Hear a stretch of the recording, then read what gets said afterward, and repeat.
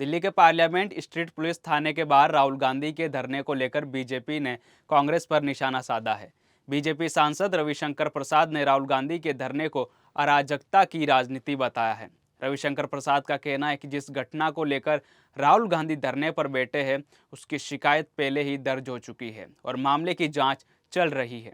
उन्होंने कहा कि इस मामले की जांच के लिए सुप्रीम कोर्ट ने रिटायर्ड जज की अध्यक्षता में हाई पावर्ड कमेटी भी बनाई है। रविशंकर प्रसाद ने सवाल उठाया कि जब मामला जांच के दायरे में है तो राहुल गांधी थाने के बाद धरने पर क्यों बैठे हैं। उन्होंने आरोप लगाया कि कांग्रेस राजनीति मुद्दों से ध्यान भटकाने के लिए ऐसा कर रही है। इसके साथ ही उन्होंने वंदे मातरम के मुद्दे को लेकर भी कांग्रेस पर निशाना साधा और पार्टी पर तुष्टीकरण की राजनीति करने का आरोप लगाया है। रविशंकर प्रसाद ने कहा कि कांग्रेस और राहुल गांधी को कानून और नियमों का सम्मान करना चाहिए और जांच एजेंसी को अपना काम करने देना चाहिए। आइए सुनते हैं रविशंकर प्रसाद ने क्या कुछ कहा। लोकतांत्रिक राजनीति नहीं, अराजकता की राजनीति करते हैं। अभी वो दिल्ली के पार्लियामेंट्री स्ट्रीट पुलिस स्टेशन पर धरना बैठे हुए हैं, बिना अनुमति के, बिना किसी पूर्व सूचना के। कभी प्रधानमंत्री के घर के सामने बैठ जाते हैं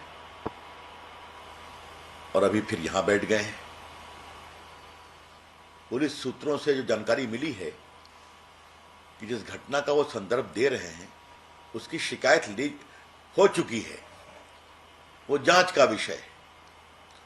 और सबसे बड़ी बात यह है कि जो लोग पीड़ित थे वो सुप्रीम कोर्ट गए और सुप्रीम कोर्ट ने स्वयं एक हाई पावर्ड कमेटी बनाई है जिसकी अध्यक्षता एक रिटायर्ड सुप्रीम कोर्ट के जज कर रहे हैं।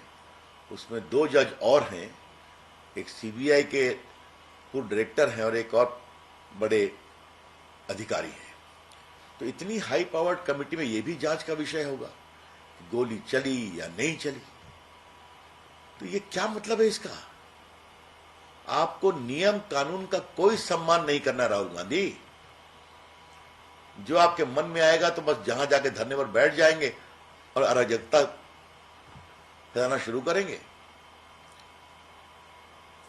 हमारी आशंका है और आरोप दोनों है कि वंदे मातरम पर जो कांग्रेस पार्टी ने स्टैंड लिया उसमें कांग्रेस पार्टी फंस गई है।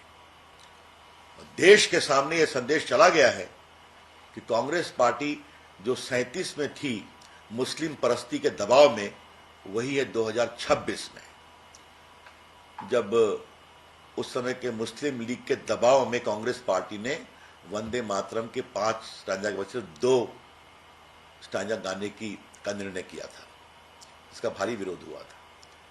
लेकिन अब तो ये स्थिति हो गई है कि तथ्य सामने आए हैं कि राजेंद्र बाबू ने 24 जनवरी को 1947 को संविधान सभा के अध्यक्ष के रूप में घोषणा की कि वंदे मातरम राष्ट्रगीत होगा, राष्ट्रगान होगा और फिर आपके जन गण मन राष्ट्रगीत होगा। ये तो सब रिकॉर्ड की बात है। ये तो नहीं कहा था राजेंद्र बाबू ने कि वंदे मातरम को काट छांट के गाया जाएगा। और जब 15 अगस्त 47 को भारत आजाद हो रहा था तो महान संगीतकार शास्त्रीय संगीत के ओंकार नाथ ठाकुर जी ने सरदार पटेल के आग्रह पर यह पूरा गीत गाया था। कहा तभी मैं गाऊंगा आकाशवाणी पर। और आज ओंकार नाथ ठाकुर के द्वारा गाया गया पूरा गीत 15 अगस्त 47 को उपलब्ध है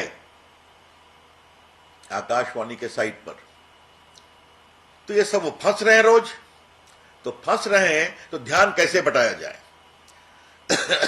तो अब ये अराजकता कर रहे हैं, इसके हम बहुत ही भर्त्सना करते हैं। स्पष्ट रूप से कहना चाहते हैं कांग्रेस पार्टी राहुल गांधी की अगुवाई में अराजकता की पार्टी बन रही है। कृपया करके न करें।